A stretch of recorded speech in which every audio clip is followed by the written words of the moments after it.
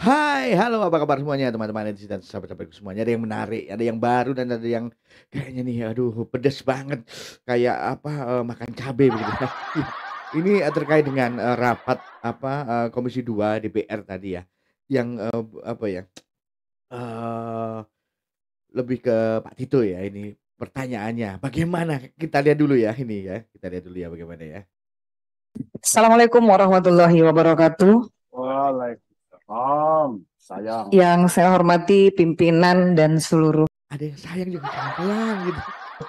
Bapak Ibu anggota Komisi 2 serta Pak Menteri Dalam Negeri beserta dengan jajaran para mitra DKPP, Bawaslu dan KPU. Iya. Akhirnya datang juga nih. Hmm. Setelah 7 purnama mungkin Komisi 2 ini menunggu kehadirannya KPU. 7 purnama, 7 hari, 7 bulan. Iya iya iya. Aduh, ada 7 purnama juga nih ya. Tapi perlu kita garis bawahi dulu. Evaluasi ini penting. Dan ini adalah bagian dari fungsi kami sebagai anggota DPR RI. Ini harus digarisbawahi dulu. Saya ke Pak Menteri Dalam Negeri dulu beserta dengan jajaran. Pertama sekali, apresiasi untuk Pak Menteri atas bantuan, dukungan, support Pak Menteri untuk kegiatan pesta demokrasi kita. Pemilu Pilpres Pileg 2024 kita lihat gimana, Bu? dan insya Allah Pak Menteri sehat dan bisa mengabdi untuk Indonesia 5 tahun ke depan lagi. Amin. Yang kedua, Pak, sukses kita bukan hanya dari satu kementerian atau lembaga saja. Adalah sukses kita bersama menjalankan pesta demokrasi. Tapi ada banyak catatan.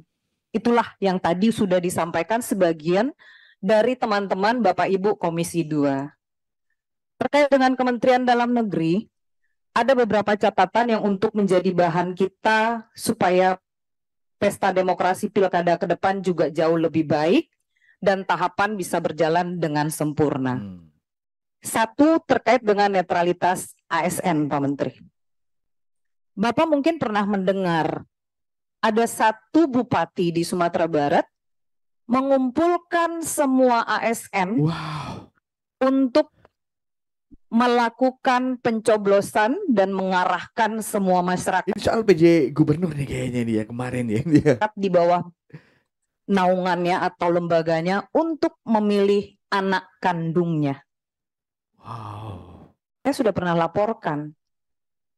Tapi betul, di Gakumdunya nggak ada apa-apa, Pak. Mandul, macan ompong lagi, Pak. Jelas buktinya semua ada, tapi akhirnya tetap nggak bisa ditindaklanjuti. Padahal bukti realnya semua ada. Kedua, Pak, terkait dengan PJ. PJ Bapak ada di satu daerah juga yang gaya dan kuasanya jauh lebih besar atau lebih muncul daripada seorang kepala daerah definitif. Ini catatan bagi Bapak. Siapa ya kira-kira ini ya? Mungkin juga pimpinan evaluasi PJ kepala daerah kita dilakukan segera di masa sidang ini. Nah, saya juga mau mempertanyakan ke Pak Menteri. Dirjen-dirjen Bapak ini sudah banyak yang menjadi PJ. Apakah para dirjen itu masih melakukan tugasnya sebagai dirjen atau sudah fokus di PJ kepala daerah? Ada 2 orang dirjen yang saya tanya terkait dengan bidangnya masing-masing. Tapi dijawabnya sudah tidak tahu, sudah nanti saya cek dulu, saya tidak monitor. Kalau memang dia sudah fokus dengan PJ kepala daerah di provinsi itu, ganti dirjennya, Pak. Tuh. Nah, jadi nggak mungkin dia meninggalkan. Kalau tidak, ya pilih salah satu. Berikut Pak Menteri, kita juga berharap tahapan pilkada ke depan berjalan dengan lancar. Kita ingin suhu politik, kondisi politik negara kita ini kondusif, stabil. Situasi keamanan sangat penting. Situasi politik dalam negeri sangatlah penting. Overall, Kementerian Dalam Negeri bagus. Terkait dengan kondisi politik dalam negeri, saya yakin Pak Menteri sudah ahlinya. Jadi nggak perlu kita ajarin bebek berenang. Berikut Bawaslu. Bawaslu mungkin sudah mencatat dari para Bapak Ibu Komisi 2, termasuk mungkin juga ada beberapa yang harus Bapak lakukan evaluasi di internal. Pak Bagja tahu ada anggota Pak Bagja di Provinsi Sumatera Barat menganiaya sesama anggota Bawaslu. Nah, siapa juga itu ya? Sudah tersangka bahkan terpidana. Ini juga catatan DKPP. Jadi ini tolong diatensi, Pak. Dan ke depan untuk rekrutnya, Pak, harus dipikirkan betul. Bukan hanya dari kecakapan dia mengikuti tes, tapi termasuk moral, etiknya dia, sama adabnya. Kalau itu tidak masuk, jangan dipaksakan terpilih. Ini kong-kalingkongnya sangat banyak sekarang. Nah, itu kan yang selama ini ya kita bicarakan banyak orang gitu ya tentang kong kali kong dan juga tentang moral, etik dan sebagainya kan kayaknya ini agak serius juga kalau sama moral ya dari awal dulu ya memang kurang juga menurut saya begitu atau mungkin bagaimana teman-teman semuanya ya karena kita tahu sendiri ya hari di kejadian-kejadian kemarin-kemarin itu kan ya. Oke, benar belum tentu bijaksana itu menurut saya bro ya. Oke, ini sudah benar tapi bijaksana nggak itu kayak menurut saya seperti itu. Kita lanjut dulu deh. Ini pribadi saya aja yang ngomong tuh. Bahkan janji 30% perempuan mana? Sini ada Bu Betty, ada Bu Loli. Kalau menjelang fit and proper, semua oke, penuh janjinya bagus. Tapi sekarang giliran jadi mana? Masuk bapak-bapak akan memperhatikan perempuan, perhatikan perempuan. Tapi perempuan dilecehkan. Nah ini apakah menyinggung yang kemarin tuh ya masalah ada itu masukkan itu kan kayak gitu ya apa itu juga ya tapi ini Bawaslu bukan KPU ya tapi itu juga viral juga bro ya itu viral juga itu ya. Saya menjadikan catatan untuk Bawaslu money politik terang-terangan pemilu 2024. Setuju nggak kalian? Di mana posisi Bawaslu? Ada nggak Bawaslu ini? Atau jadi kesper? Nggak hadir. Logistik datang, petugas Bawaslu tidak ada. Terjadi di beberapa daerah. Laporannya ada di saya. Betul. Kecurangan yang diresmikan ini, Pak. Di daerah saya membagikan sembako dihalalkan dengan menggunakan kupon. Ini Pak Gus Pardigaus sangat tahu karena dihajarnya di daerah Pak Gus Pardigaus. Wow. Dihalalkan, diperbolehkan. Regulasi Bapak mana? Sampai ke bawah itu. Jadi betul kalau tadi Pak Riswantoni menyampaikan, sudah aja kita.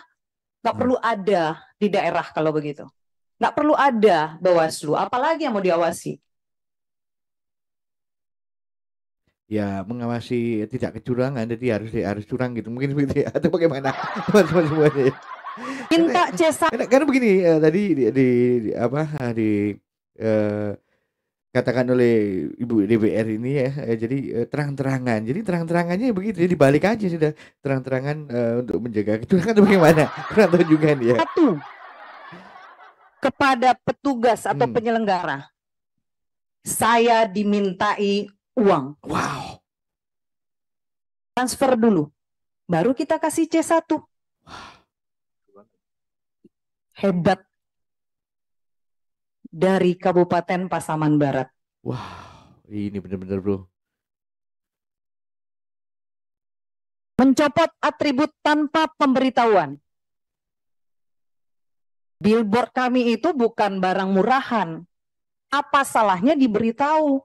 Baik ke partai politik kami. Oh iya. Sudah kita tanya baik-baik, ketua Bawaslu-nya nyolot malah menjawab di WA. Masih ada buktinya di WA saya. Jadi etika penyelenggara dari Bawaslu itu juga harus Bapak perhatikan pada saat rekrutmen, Pak.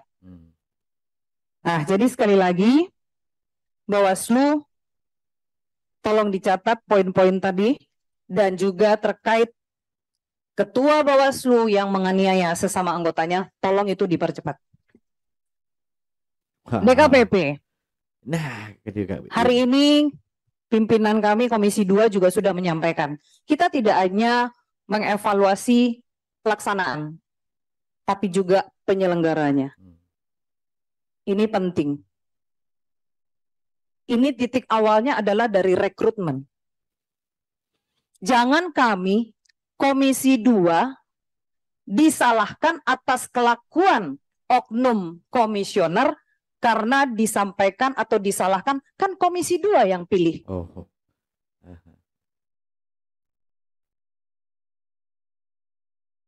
Saya minta ke DKPP. Saya yakin DKPP ini banyak laporan. Pasti. Karena labuan terakhir, Pak. Bapak itu yang ditunggu oleh para pengadu, karena itulah tempat terakhir mereka untuk memberikan aduan. Oh. Saya mau tanya ke Bapak, sejauh mana proses Bawaslu Kota Payakumbuh?